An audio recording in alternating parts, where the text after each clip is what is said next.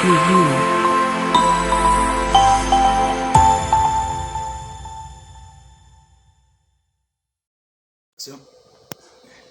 Bien-aimés dans le Seigneur, que Dieu vous bénisse encore une fois de plus, de partout. Vous êtes en train de nous suivre dans notre chaîne YouTube. Que Dieu vous bénisse abondamment. Merci beaucoup. Je sais que vous êtes nombreux, vous êtes en train de suivre. Nous bénissons le nom du Seigneur et nous disons louange revienne à lui parce qu'il n'est comparable à lui. Encore une fois de plus ce matin, ça dépendra aussi de là où vous allez nous suivre. Nous allons d'abord prier avant de commencer l'enseignement de ce moment. Éternel, nous bénissons ton nom parce qu'il n'est comparable à toi. Tu es le seul véritable Dieu, Papa, à qui nous avons toujours placé notre confiance. Nous voici encore au jour d'aujourd'hui. Nous voulons partager ta parole, Seigneur Dieu, avec nos bien-aimés. Seigneur Dieu, nous recommandons, Seigneur Dieu, ce moment entre tes mains. Laisse que Jésus, comme il est écrit, ta parole est une lampe à nos pieds. Père, au travers de cette parole, que tu puisses éclairer leur vie, Papa, pour la gloire de ton nom éternel. Donne-les les oreilles circoncises, afin que tout ce que nous allons parler, que ça soit bénéfique pour eux. Et à nous aussi, Seigneur Dieu, ou à nous, parce qu'il est écrit, poussé par le Saint-Esprit, que les hommes ont parlé de ta part. Si nous allons arriver à la fin de cette prédication, et que l'on sera béni, louange et la gloire reviendra à toi seul au nom de Jésus-Christ. Amen. Bien-aimés, que le Seigneur vous bénisse de partout. Vous êtes en train de nous suivre à ce moment dans notre chaîne YouTube, oui, de l'église Christ Morochet, parce que si vous tapez Pasteur Stochkov Selemani, vous allez trouver notre chaîne YouTube. Alors, aujourd'hui, on avait prévu pour vous, peut-être pour ceux-là qui ne me connaissent pas, je vais donner ma petite présentation. Je suis pasteur Stochkov Selemani Lufungula. Je suis de la communauté Christ Morochet. Nous habitons à Mahagi. Et le département ici qui est en train de vous donner les enseignements, vous allez voir sur le logo, on écrit « Bâtir une famille heureuse ». C'est un ministère qui est dirigé par moi-même, mais qui est dans notre église, dans notre communauté, dans notre communauté plutôt Christ Morochet. Le ministère, c'est bâtir une famille heureuse et solide. Vous allez voir sur les logos. Nous sommes en République démocratique du Congo et en province de l'Ituri, en territoire de Mahagi. Merci beaucoup. Aujourd'hui, nous avons prévu pour vous un bon thème que nous voulons partager avec vous ce matin. Je crois dans notre série, nous avons parlé d'autres enseignements. Mais aujourd'hui, nous voulons parler sur un petit thème qui dit « Femmes, ne soyez pas comme Vachi, mais plutôt comme Esther ». Je répète, « Femmes, ne soyez pas comme Vachi, soyez plutôt comme Esther ». Là, nous allons exploiter tous les livres d'Esther. Esther chapitre 1er, chapitre 2, chapitre 3, chapitre 4, ainsi de suite. Et l'on ne saura pas le temps de commencer à lire. Nous allons seulement commencer à donner les versets et expliquer les versets. Et à vous maintenant, vous allez commencer à faire la lecture de tous ces versets à la maison. Pourquoi d'abord nous voulons parler sur ce thème, femmes, ne soyez pas comme Vachi, mais plutôt soyez comme Esther. Vous-même, vous savez, Vachi, il fit quelle femme? Vachi fit la première femme du roi Assuérus. Vous savez très bien. Et Esther, c'est la femme qui est venue après Vachi. Et Vachi avait manifesté un signe de désobéissance qui n'avait pas plu son mari le roi, mais pas seulement lui, mais toute sa famille royale, et voir aussi la population, voir aussi tous les invités qui étaient là. Si vous voulez commencer ou connaître notre histoire, vous pouvez commencer à lire Genèse plutôt Esther chapitre 1er, Esther chapitre 2, c'est comme j'étais en train de dire, et nous allons exploiter ça au fur et à mesure que nous sommes en train d'évoluer. D'abord par la définition ou par la compréhension, c'est comme je vous avais dit, Esther et Vachi, tous sont des femmes. Si je peux dire tous filles de femmes, parce que c'est une histoire qui était passée. Et l'histoire a été passée lorsque le peuple d'Israël était en déportation dans ces pays-là. Alors, c'est comme j'étais en train de dire, ici nous allons donner les qualifications de cette femme par rapport à leur comportement. Alors, pourquoi nous voulons parler sur ce thème? L'objectif de notre thème, c'est quoi? Cet objectif, nous sommes en train d'aider les femmes qui sont mariées et les femmes qui ne sont pas mariées, donc des femmes qui sont mariées et des jeunes femmes qui ne sont pas encore mariées, de connaître ce qu'ils doivent faire plutôt, pour leur permettre de bien maintenir l'équilibre dans leur foyer. Pourquoi? Parce que vous savez, je vais commencer d'abord par donner la définition des noms. Esther signifie Adassa, parce que le nom de Esther, c'est le nom qu'on lui a donné là-bas, dans le pays là où il était apporté. C'est le nom. Mais le véritable nom de Esther, c'est Adassa. Adassa qui veut dire tout simplement étoile. Et Vachi qui veut dire tout simplement bien-aimée ou merveilleuse. Alors, je vais commencer par la première différence qui existe entre ces deux femmes, Esther et Vachi. Ce que nous devons comprendre d'abord, c'est quoi? Toutes les deux femmes ici, elles étaient belles de figure. Je ne peux pas vous parler trop de Esther, plutôt de Vachi, mais je vais vous parler trop de Esther. Pourquoi? Parce que c'est Esther qui a montré les bons comportements. Esther a montré les bons comportements. Alors, aussi, je vais essayer un peu de dire par rapport à l'histoire, c'est-à-dire, si vous lisez la Bible, vous allez voir que c'est Vachi qui était la première femme, parce que selon l'histoire biblique, Vachi, elle a fait dans le foyer 3 ans. C'est-à-dire, elle a fait le mariage et elle a fait 3 ans dans le foyer. C'est-à-dire, Vachi n'a pas duré dans le foyer, elle n'a fait que 3 ans. Et à cause de cette désobéissance, ça a fait que l'on puisse prendre une autre femme pour le roi. C'était la recommandation de sa famille. Oui, nous savons, il y a beaucoup de familles, et surtout chez nous les Africains, quand on épouse une femme, on n'épouse pas une femme pour soi seulement, non. On épouse une femme pour la famille, chez nous les Africains. C'est ainsi que vous allez voir quand vous faites le mariage, vous allez voir l'oncle qui commence à faire aussi sa demande, s'il peut faire venir quelqu'un dans votre foyer, et l'autre, ainsi de suite. Et si vous lisez très bien, vous allez voir aussi Esther, elle était veuve, elle était plutôt orpheline, Esther. Elle était orpheline de père et de mère.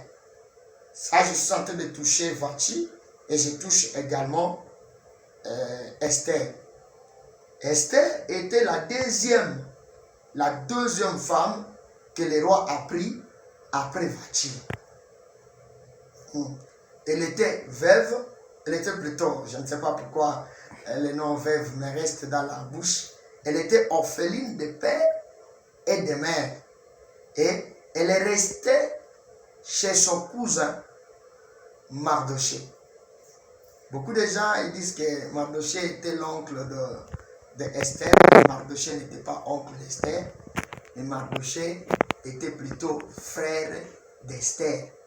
C'est-à-dire, le père d'Esther était l'oncle à Mardoché.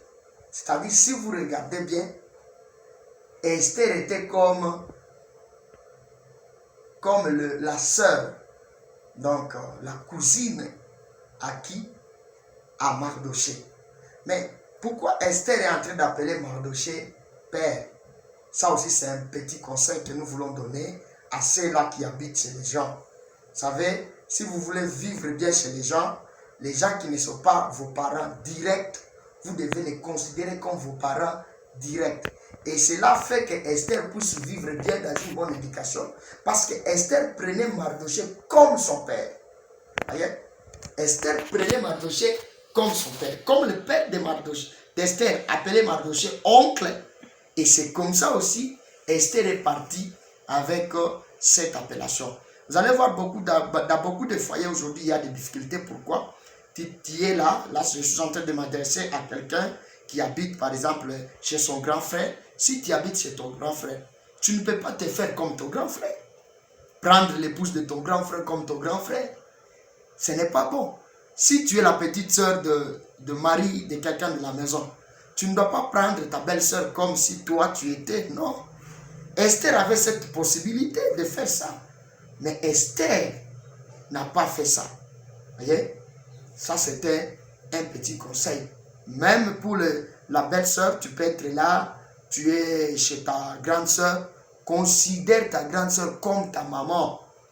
Ne prends pas ta grande sœur comme ta petite sœur. Ça peut arriver même toi, grande sœur, tu peux aller chez ta petite sœur.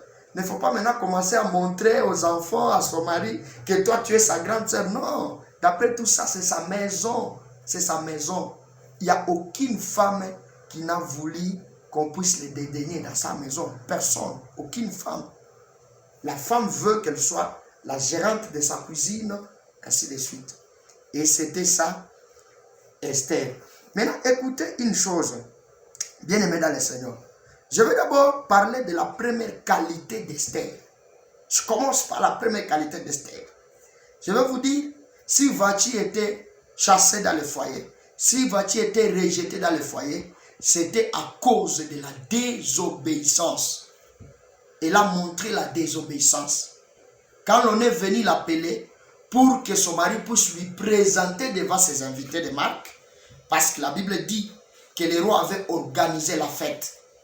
Quand le roi a organisé la fête, la Bible dit, le roi avait ses invités, et Vachi aussi de ce côté avait invité. J'avais dit parce que nous avons un peu de temps, nous ne pouvons pas lire les Écritures parce qu'on a déjà lu, mais nous allons seulement expliquer ça.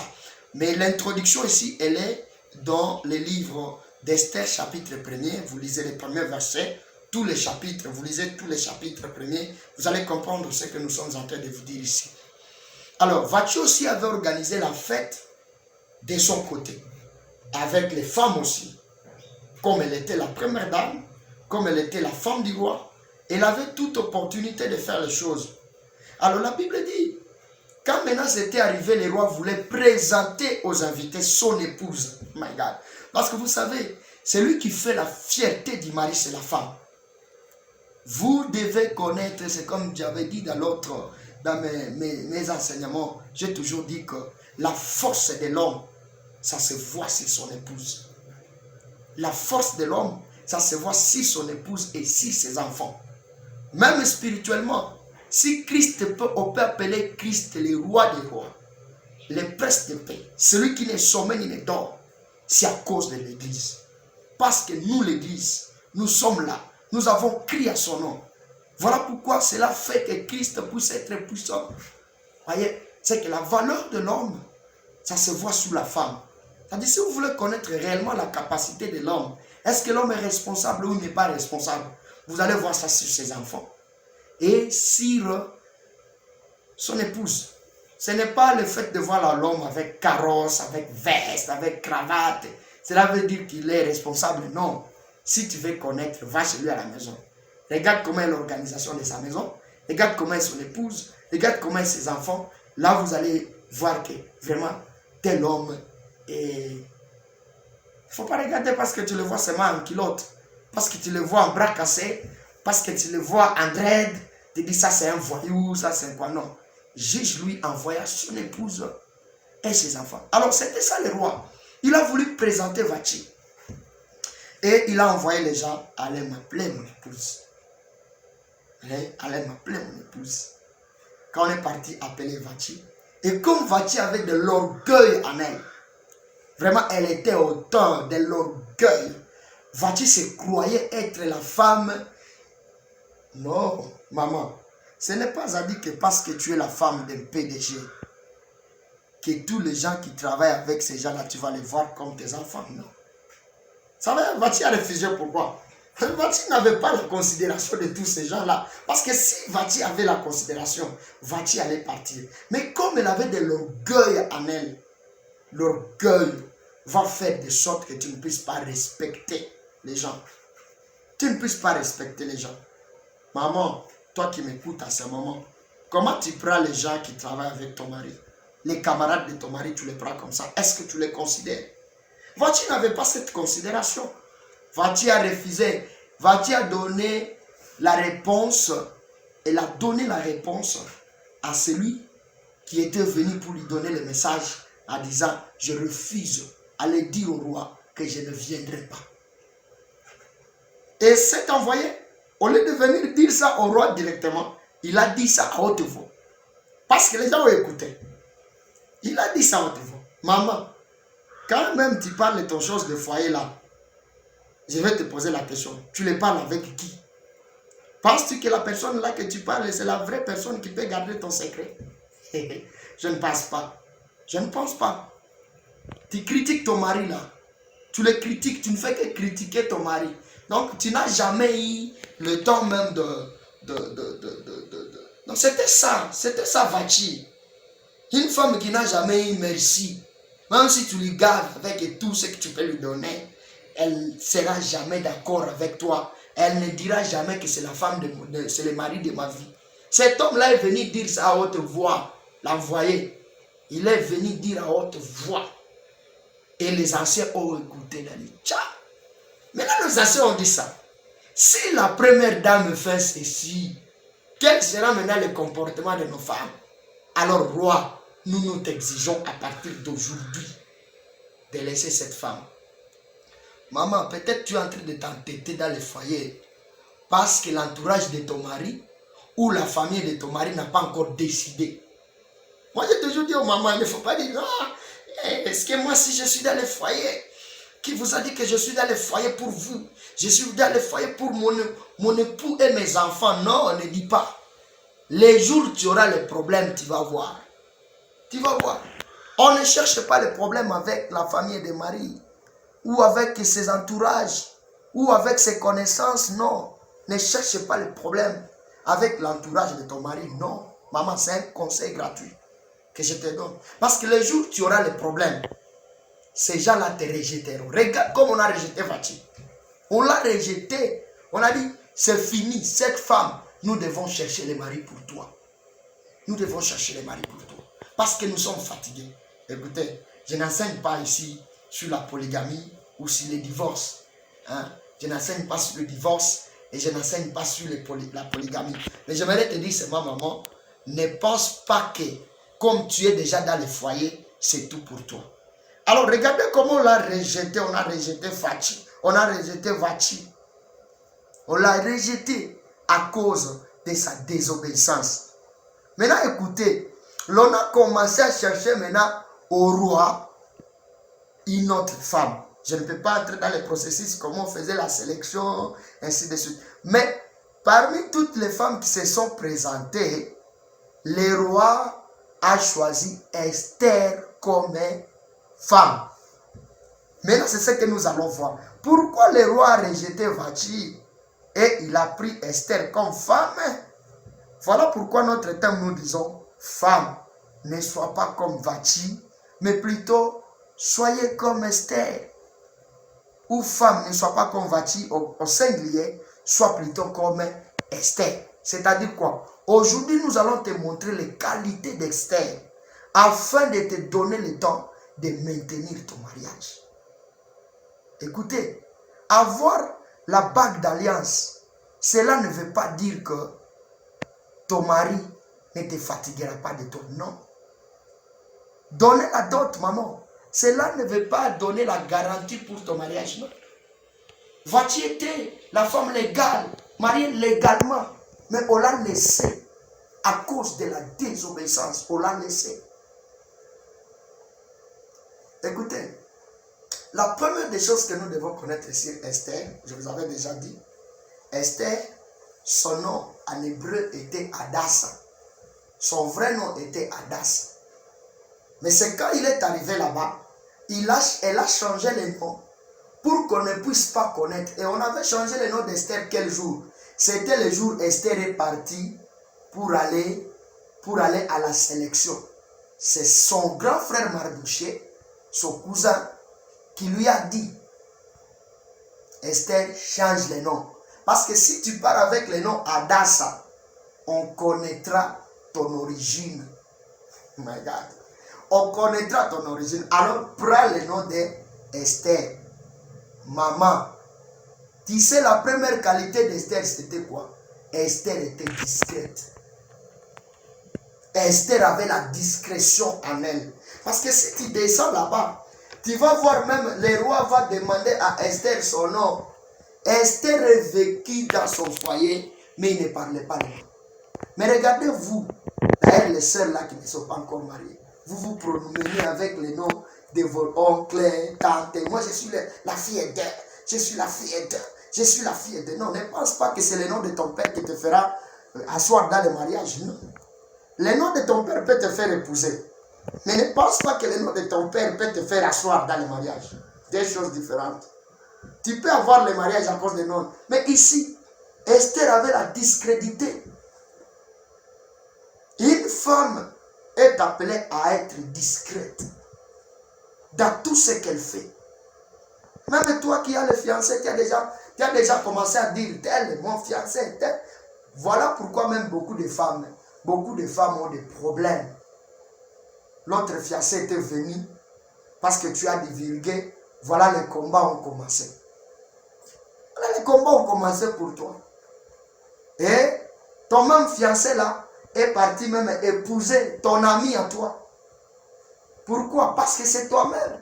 Tu pars à gauche, tu pars à droite. J'ai déjà un fiancé, j'ai déjà un fiancé. Et tu commences même à être orgueilleux à la maison. Même orgueilleux à la maison, orgueilleux dans ton entourage. À cause d'un seul je t'aime qu'on a dit à toi. Non. Esther, elle était discrète. Ma sœur, sois discrète. Maman dans le foyer, sois discrète. Ce n'est pas toutes les choses que tu es appelé à dire aux gens. Tu ne connais pas le cœur des gens. Ça, c'est la première qualité d'Esther. N'oublie pas notre thème. Femme, ne soyez pas comme Vachi, mais plutôt soyez comme Esther. La deuxième qualité d'Esther, Esther était belle. Mais, écoutez, Esther était belle, mais elle ne mettait pas sa confiance dans sa beauté. Elle était belle, bien sûr, mais sa confiance n'était pas dans sa beauté. Pourquoi? Parce que l'énigme qu'on a amené au devant d'Esther, Esther faisait tout pour écouter ce que l'énigme était en train de dire. Est-ce qu'on a mis l'énigme? L'énigme qui a sélectionné les gens. Tu vois? On les a mis des énigmes là. Les énigmes, ce sont de qui? Ce sont des gens qu'on les a engagés au service des rois. Ça peut être une femme, tout comme ça peut être un homme. Maintenant, si tu es l'homme, les hommes, on les castrait. On les castrait pour qu'ils ne puissent pas donner des enfants. Parce que quand on te met déjà au service des rois, ce n'est pas le temps de commencer. Ça aussi, c'est un enseignement pour les hommes de Dieu. Nous, les hommes de Dieu, nous sommes comme des énigmes. Les enfants de Dieu sont des enfants du roi. Toi, un pasteur, tu n'es pas appelé à commencer à coucher avec des fidèles, ainsi de suite. C'est de la honte. C'est de la honte. Nous ne sommes pas là. Mais nous sommes en train d'enseigner sur le problème de comment tu dois te comporter, femme, afin que tu ne sois pas comme Vachi, mais plutôt que tu sois comme Esther. Alors, la Bible dit celui qui était comme le chef de ces énigmes-là, c'était Hégé. Et Esther faisait tout pour écouter Hégé. Esther ne disait pas que je suis belle, ainsi de suite. Vous savez pourquoi Esther ne mettait pas? Esther ne mettait pas sa confiance sur sa beauté. Sur sa beauté, vous savez pourquoi? Parce que Esther savait, peut-être parmi les femmes que le roi est en train de chercher, il y a d'autres femmes qui sont plus belles que moi. Ma soeur, ta beauté ne suffit pas pour que tu aies le mariage. Maman, ta beauté ne suffit pas pour que tu restes dans le foyer. La beauté, c'est bien. Mais au-delà de beauté, il y a ce qu'on appelle le caractère. L'homme peut être attiré par ta beauté, mais l'homme veut voir ton caractère. Il veut voir ton caractère. Comment est ton caractère? Beaucoup de femmes se fient sur leur beauté. Voilà pourquoi les maris les abandonnent comme ça. Vous voyez? Parce qu'une femme qui se fie sur sa beauté, d'abord, vous savez, c'est une femme fainéante. Oui? Regardez une femme qui s'est déjà maquillée. D'ailleurs, il prend d'abord les ongles là surnaturels. Hein? Ce ne sont pas les ongles naturels. Hein? Il prend les ongles. Comment une femme qui a plaqué des ongles naturels, cette femme-là peut faire le travail? Comment? Se maquiller, ce n'est pas mauvais. Mais tu dois avoir le degré de maquillage. Tu as pris le quoi? Et toi-même, Dieu t'a créé normalement. Mais tu prends, tu exagères dans ton maquillage. Tu exagères dans ton maquillage. C'est pour dire quoi? Non. Esther n'était pas fiée sur sa beauté. Écoutez le premier élément. Esther était belle, mais elle ne se fiait pas sur sa beauté. Parce que, elle savait qu'il y a des femmes. Oh, maman, laisse-moi te dire une chose. Toi qui tapes la poitrine sur ta beauté, tu tapes la poitrine sur ta beauté, mais je te dis la beauté fan. La beauté est comme une fleur, ça fan. Tu n'as jamais vu quelqu'un qui te dit, quand moi j'étais jeune, j'étais trop belle. Mais aujourd'hui, elle entre en mariage, premier enfant, deuxième enfant, troisième enfant. Le ventre est devenu un peu compliqué, hein? Compliqué. Si tu entres dans le foyer où tu cherches un mari parce que tu es belle, je te dis un jour, ce mari-là risquera de t'abandonner. Parce qu'au-delà de la beauté, tu vois, Vati aussi était belle. Vati était belle. Écoutez d'abord son nom. Le nom de Vati, je te dis, ça signifie bien-aimé. Écoute d'abord le nom, bien-aimé. Ou la meilleure. C'était ça la signification de... Vati était une belle femme. Mais elle se fiait sur sa beauté. Voilà le mariage lui a lui pris. Esther, elle était belle. Mais elle ne s'était pas fiée à son corps. Il y a des femmes qui se trouvent même distraites. Qui se trouvent même distraites. C'est ainsi que je vais conseiller à une mère qui m'écoute à ce moment. Apprenez à vous fier le travail. C'est bien de prendre un boy ou une bonne à la maison pour tes enfants. Mais tes enfants filles, tu dois les apprendre à travailler. Il y a des filles comme ça, vous allez trouver des filles comme ça, 15 ans, 16 ans, qui ne savent pas même étaler le lit. Qui ne savent pas même préparer. Mais cette fille-là, toi, tu es en train de faire tout pour qu'elle entre dans le mariage. Elle va entrer dans quel mariage que toi tu as préparé? Surtout les enfants des gens qui ont de l'argent. Voilà pourquoi moi j'ai toujours conseillé les hommes. Avant que tu aies épousé une femme de quelqu'un qui a l'argent, toi tu suis l'argent bien. Mais est-ce que tu as déjà vérifié son caractère? Parce que je n'aimerais pas dire seulement que c'est tous les enfants des gens qui ont de l'argent qui sont mauvaises. Non. Il y a d'autres filles qui sont bien éduquées. Ils connaissent à travailler. Ils connaissent le respect des gens. Ils connaissent. Ils connaissent ça. Maman, apprends. Je sais que tu as de l'argent. C'est un conseil que j'aimerais donner par rapport à ces points. Parce que si tu vois bien, Adassa, elle était une femme qui connaissait le travail. Parce qu'elle était belle, mais elle ne se fiait pas. Même Rebecca, si vous lisez la Bible, même Rebecca, la Bible dit Jacob a trouvé, plutôt, l'ancien travailleur de la maison d'Abraham a trouvé Rebecca où? Rebecca était une femme bergère. C'est elle qui prenait les troupeaux de son père pour aller avec ça où? Mais avec nos sœurs d'aujourd'hui, est-ce qu'une sœur peut être capable de prendre même un seau? Elle prend un seau, surtout chez nous ici au Congo. Donne d'abord un seau à la sœur là qui se sent belle là, la belle du quartier. Elle va te dire quoi? Cherche pas. Cherche d'abord celui que tu vas envoyer. Pas moi. Non. Esther était belle, mais Esther faisait le travail. Maman, apprenez à vos filles de faire le travail. Écoutez, Vati était fainéante. Je vous ai dit dans mon introduction que Vati a fait seulement 3 ans dans le foyer. 3 ans. Elle n'a pas duré dans le foyer. Tu vois? Elle a fait seulement 3 ans. Bon, je n'aimerais pas entrer dans l'histoire. Si vous voyez dans l'histoire, Vati était dans une famille là qui ne se mariait pas. Vati, selon l'histoire, Vati était dans une famille là qui ne se marie pas. En quelque sorte, c'est les liens qui étaient en train de lui réclamer. Nous allons arriver là-bas, nous ne sommes pas là-bas. Écoutez, bien-aimés dans le Seigneur, nous allons continuer avec ça parce que si nous ne terminons pas, nous allons continuer dans l'autre audio. Nous allons continuer cela plutôt dans l'autre vidéo.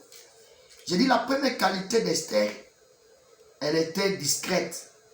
Et la deuxième qualité, j'ai dit, elle était belle de figure. Mais elle n'avait pas mis sa confiance sur sa bonté. Là, vous allez lire dans le livre d'Esther chapitre 2, verset 7 à 19. La troisième qualité d'Esther, écoutez. Esther, elle connaissait Dieu et elle avait la crainte de Dieu. Regarde. Esther connaissait Dieu et elle avait la crainte de Dieu. Ma soeur, maman, écoutez, dans votre vie, vous avez droit, vous avez besoin de Dieu, de connaître Dieu et d'avoir la crainte de Dieu. Pourquoi? Parce que c'est Dieu qui est le concepteur du mariage. C'est lui le concepteur du mariage. Moi, je me donne aujourd'hui, beaucoup de gens se fient au mariage, regardent dans des films, comme on connaît beaucoup les films novelas. Moi, une femme mariée ou une sœur, il est en train de chercher comment vivre dans son foyer en voyant novelas, ainsi de suite. Ce n'est pas mauvais, mais je vais vous dire, c'est lui qui est le concepteur du mariage, c'est Dieu. Voilà pourquoi nous sommes appelés à lui obéir et à le connaître. Si Esther a réussi, c'est parce qu'elle connaissait Dieu et elle avait la crainte de Dieu. Écoutez ce que la Bible dit dans le livre de Psaume 111. Je vais lire ça. Psaume 111, verset 10. Écoutez ce que la Bible dit. La crainte de l'Éternel est le commencement de la sagesse. Tous ceux qui l'observent ont une raison saine. Sa gloire subsiste à jamais. La Bible dit la crainte de l'Éternel, c'est le commencement de la sagesse. Or, écoutez bien aimé, quand on t'appelle femme, quand on t'appelle une mère, tu es appelé à être gérante de tous les gens. Tu es la gérante de ton mari, de tes enfants, de la belle famille, de ta famille, de la connaissance de ton mari, du quartier, tu vois. Maintenant, pour gérer tous ces gens, tu dois avoir la sagesse, tu dois avoir l'intelligence. C'est comme Dieu l'a demandé à Salomon. Salomon, veux-tu que je te donne quoi? Salomon a vu l'argent, il a vu la royauté, mais Salomon a regardé, il a dit, ça me manque seulement la sagesse. C'est ce que Salomon a dit à Dieu. Je te demande la sagesse. Et ici David dit, la crainte de l'Éternel, c'est le commencement de la sagesse. Écoutez, la femme sage, c'est elle qui bâtit sa maison. C'est ce que dit la Bible. La femme sage, c'est elle-là qui bâtit sa maison. C'est-à-dire, en tant que femme, tu es appelé à connaître Dieu, tu es appelé à avoir la crainte de Dieu, afin que tu aies la sagesse pour que tu bâtisses ta maison. Tu bâtisses ta maison. Beaucoup de femmes ne partent pas à l'église, ne partent pas dans des réunions. Et surtout les femmes là qui ont de l'argent. Ils disent, moi aller à l'église, c'est comme, c'est le travail des pauvres. Non. Beaucoup de femmes sont à la maison, ils peuvent aller aussi à la réunion, mais ils ne dorment pas au veillées, ils ne font pas de prières. Maman, l'argent là de ton mari, ce n'est pas l'argent là qui va te donner l'équilibre dans le foyer. Ce n'est ni ta beauté, ce n'est ni ta manière de parler, mais c'est Dieu, c'est Dieu, c'est Dieu. C'est Dieu qui doit te donner. C'est-à-dire, Esther, elle avait la crainte de Dieu et elle avait aussi, elle connaissait aussi Dieu. Le troisième élément qui a fait que Esther soit une bonne femme, le quatrième plutôt, elle avait la crainte ou l'obéissance de ses parents. Elle avait la crainte et l'obéissance de ses parents. Elle était une fille qui était obéissante envers ses parents et son environnement. Et cela a fait que Esther soit soumise à son mari. Écoutez, si vous lisez Esther chapitre 2, verset 10, nous allons lire ça. Esther chapitre 2, verset 10. Vous allez voir ce que la Bible dit. Esther chapitre 2, verset 10. J'ai dit, quatrième élément, elle était obéissante et soumise à ses parents, à son environnement, à tout. Vraiment, Esther était obéissante. Et le verset 6, ça dit quoi? Esther chapitre 2, verset 10. Écoutez ce que la Bible dit. Esther ne fit connaître ni son peuple, ni sa naissance, car Mardochée lui avait défendu d'en parler. Tu vois? C'est que quand Esther est partie là-bas, Esther sortait chez elle, son frère Mardochée lui a dit son parent, parce que Mardochée représentait son parent. La Bible dit que Esther était orpheline. Celui qui était devenu son tout, c'était son grand frère Mardochée, son cousin. Alors, Esther était obéissante à sa voix. Alors Mardochée a dit, écoutez, ma fille, là où tu es en train de partir là-bas, ne montre pas tu es de quelle tribu. Ne donne pas même ton nom. Ton véritable nom ne donne pas. Et la Bible dit, Esther n'a pas dit ça. C'est-à-dire, Esther a obéi à ça. Voyez? Esther avait l'obéissance à ça. Vous voyez? Et un enfant qui est obéissant devant ses parents, ça sera même difficile qu'elle soit désobéissante devant son mari. Une femme derrière la maison de ses parents qui est obéissante à ses parents, c'est facile qu'elle soit aussi obéissante à son mari. C'est très facile. Pourquoi? Parce qu'elle a commencé l'obéissance depuis la maison de ses parents. Écoutez, lisons aussi Deutéronome chapitre 5. Je lis d'abord Deutéronome chapitre 5. Vous allez voir. Deutéronome chapitre 5, j'aime ça. Je sais que partout là où vous êtes en train d'être bénis par cet enseignement. Vous êtes en train d'être bénis. Si vous suivez cette vidéo jusqu'à la fin, je vous dis, vous allez corriger beaucoup de choses dans votre foyer. Ma soeur, tu vas aussi corriger beaucoup de choses dans ton choix. Beaucoup de choses que peut-être tu te croyais. Oui, parce qu'il y a des sœurs qui pensent que son mari est encore au ciel. Non, non, tu ne peux pas épouser un ange, ma soeur. Tu vas épouser un homme. Deutéronome chapitre 5, verset 16, écoutez ce que la Bible dit. Honore ton père et ta mère, et comme l'Éternel, ton Dieu, te l'a ordonné, afin que tes jours se prolongent et que tu sois erré dans le pays que l'Éternel, ton Dieu, te donne. Tu vois? Il y a des femmes qui sont impolies envers leurs parents. Les maris peuvent venir donner comme ça conseil de sa femme.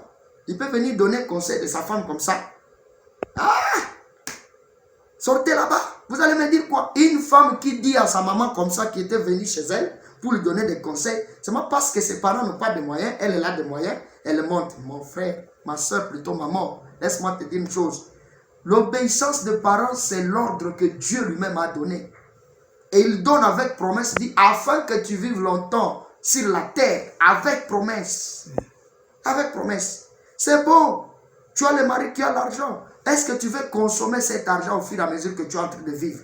Tu es appelé à respecter. Regardez Fatih. Elle a fait seulement combien? 3 ans.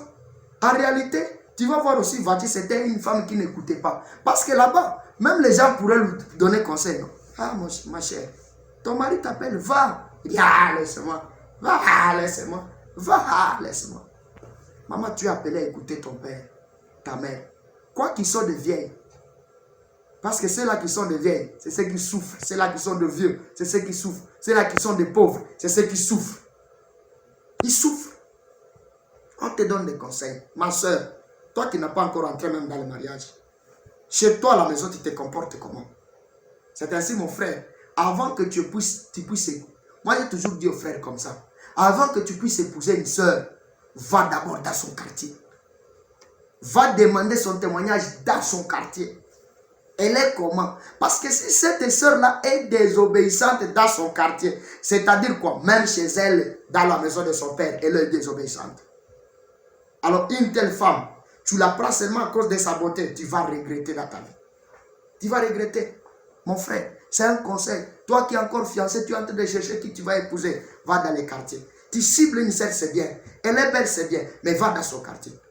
Demande les papas. Demande les mamans du quartier. Comment est cette sœur? Écoutez, je vais terminer cette écriture. J'ai toujours aimé ça. Lévitique chapitre 19. Écoutez ce que la Bible dit. Ça c'est bon, très bon. Écoutez, Lévitique chapitre 19, verset 32. Écoutez ce que la Bible dit. Nous allons continuer dans l'autre vidéo parce que nous faisons des séries, des enseignements. Si nous nous limitons ici, nous sommes en train d'écouter seulement notre caméraman. Et s'il nous dit le temps est arrivé, nous allons arrêter et nous allons prier et nous allons continuer dans d'autres séries de vidéos parce que nous respectons le temps. Nous ne voulons pas vous faire des vidéos de beaucoup de temps. Cela ne va pas vous permettre pour que vous puissiez suivre la vidéo jusqu'à la fin. Mais je lis d'abord Lévitique chapitre 19, verset 32. Écoutez ce que la Bible dit. Il dit, tu te lèveras devant les cheveux blancs et tu honoreras la personne du vieillard. Tu craindras ton Dieu. Je suis l'Éternel. C'est parce que je me fais connaître. Maman, dans ton quartier, tu peux avoir des gens qui sont vieux. Quand tu es dans le foyer, ce n'est pas à dire que tu vas voir les gens comme tes enfants, non. Ici, la Bible dit, honore les vieillards, les gens qui ont les cheveux blancs, les gens qui te dépassent en âge, maman. Tu veux garder ton foyer, tu es appelé à les garder, à les honorer. Quand ils arrivent chez toi à la maison, tu dois les accueillir bien. Caribou papa, caribou maman. En réalité, un parent, c'est qui? C'est celui qui a les mêmes niveaux, les mêmes plutôt âge avec ton père. Quelqu'un qui a les mêmes âges avec ton père. Quelqu'un qui a le même âge avec ton grand frère. Quelqu'un qui a le même âge avec ta grande soeur. Comment toi tu ne peux pas la respecter? Comment? Non. On dit qu'Esther, elle était obéissante à ses parents, à son environnement. Elle était soumise. Elle était soumise. Écoutez, l'obéissance commence à la maison. C'est ça que j'aimerais dire à cette soeur-là. Comment tu accueilles les gens quand les gens viennent chez vous à la maison? Ma soeur, quand les gens viennent chez vous à la maison, comment tu les accueilles? Comment tu les accueilles? Comment tu les accueilles? Non. Je vais vous donner un témoignage ici avant que je puisse clôturer cette partie. Je vais clôturer par ce témoignage. Il y avait un papa, il y avait un frère. Ce frère-là, il était trop affamé. Ce frère traversait des moments durs de sa vie. Mais ce frère était intellectuel.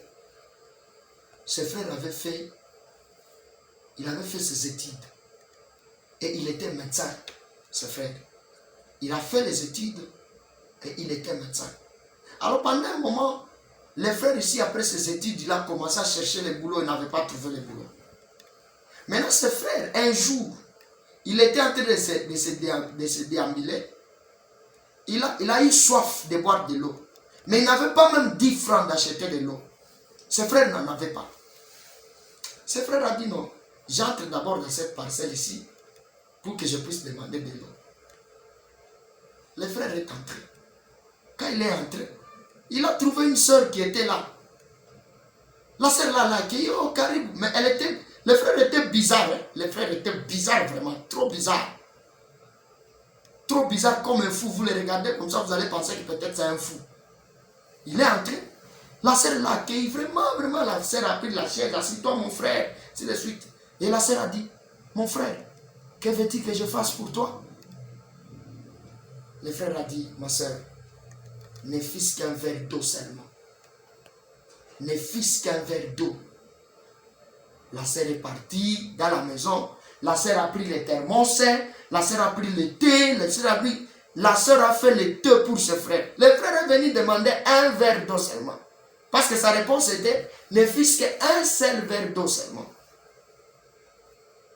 La sœur a pris, a donné au frère. Et la sœur a dit au frère, excusez, je suis en train de préparer la nourriture. Pardon, est-ce que tu peux attendre? Car le frère a dit non, tu m'as déjà donné le thé, tu m'as donné le pain et tu m'as donné de l'eau. C'est au-delà de ce que je t'ai demandé. Le frère est parti. Les années ont passé. Tu sais, quand tu fais le bien pour quelqu'un, hein, tu peux oublier la personne à qui tu fais le bien. Mais cette personne-là que toi tu as fait le bien, lui, il ne t'oublie jamais. Il ne t'oublie jamais. Moi, j'ai toujours donné le conseil aux gens. Allez aider les pauvres. Vous savez pourquoi Dieu nous dit d'aider les pauvres? Parce que les pauvres que nous voyons aujourd'hui, ce sont eux qui seront des riches demain.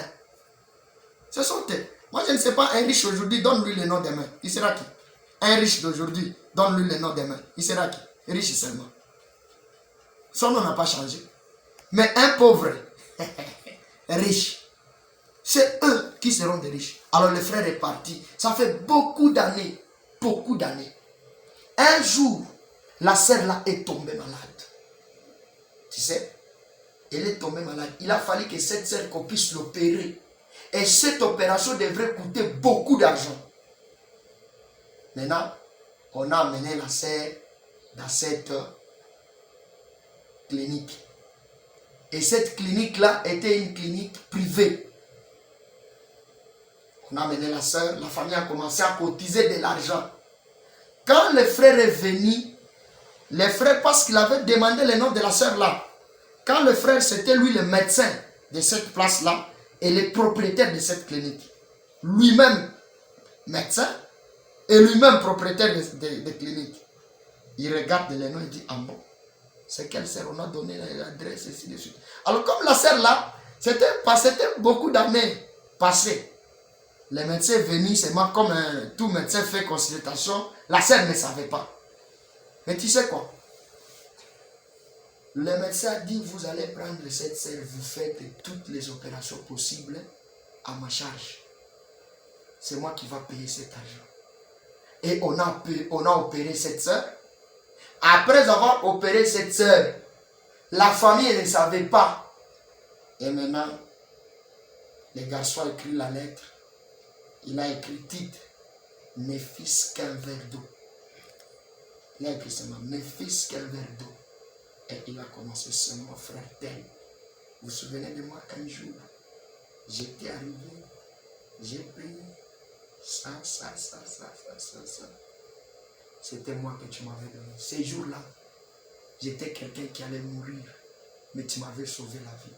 Aujourd'hui, toi aussi tu as voulu mourir. Moi aussi j'ai décidé de te sauver la vie. Ta facture, c'est moi qui va payer. Et après ta guérison, tu seras embauché. Tu vois la soeur? Tu seras embauché. Et quand la sœur a ouvert la lettre, la famille a lu la lettre, la famille a pleuré. Et la vie de la sœur est changée à cause d'un seul verre d'eau. La manière qu'elle a fait quoi? Elle a accueilli les gens. Ma sœur, toi qui regardes les vieillards, mais ce frère-là n'était pas jeune, il n'était pas vieux, il était jeune. Mais comment tu traites le vieux? L'Éternel dit, tu dois te lever devant les cheveux blancs. Regarde, que le Seigneur vous bénisse là où vous êtes. Je crois que j'aimerais prier avec quelqu'un qui traverse des moments difficiles dans son foyer. Nous allons continuer avec cet enseignement dans une autre vidéo.